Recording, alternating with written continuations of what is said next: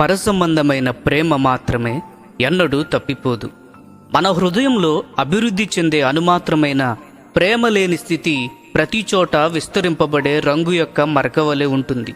ఇది క్రమంగా ఒక ఊహించని బలహీన సంఘటన సమయంలో ఆత్మను సంధిస్తుంది.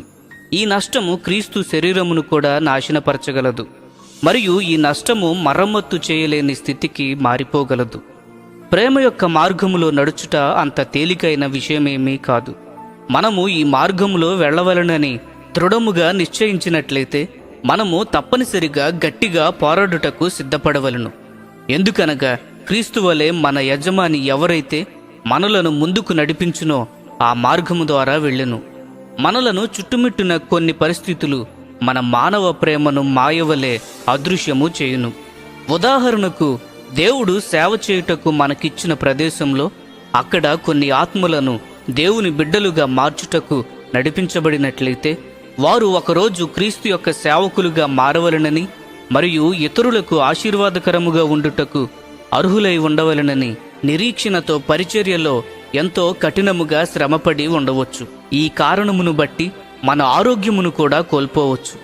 అయితే అయ్యో, ఎవరికైతే ఎంతో కష్టపడినామో వారు మన ఆశలను వమ్ము చేసి ఆశించిన ఫలితం ఇవ్వకపోతే ఇటువంటి పరిస్థితులలో మనము ఏమి చేయుదుము?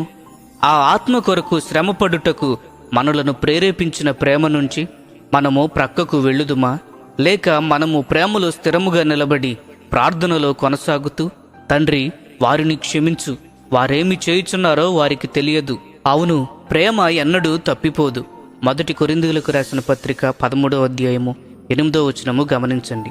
మనము ప్రేమలేని హృదయముతో ప్రేమలేని పరిస్థితిని మనము ఎదుర్కొన్నామా? ఇటువంటి పరిస్థితులలో మనము తప్పనిసరిగా, దేవా, మా హృదయములో కనబడే అడ్డంకులన్నిటినీ తొలగించుము, మరియు మీ ప్రేమను మాలో కుమ్మరింపుము అని బిగ్గరగా ప్రార్థన చేయవలెను. ఆ విధముగా ప్రార్థన చేయువారిలో మనము కూడా ఒకరముగా ఉండవలెను.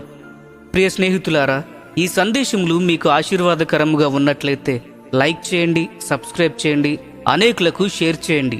మీ విలువైన అభిప్రాయములను కామెంట్ రూపంలో మాతో పంచుకొనండి.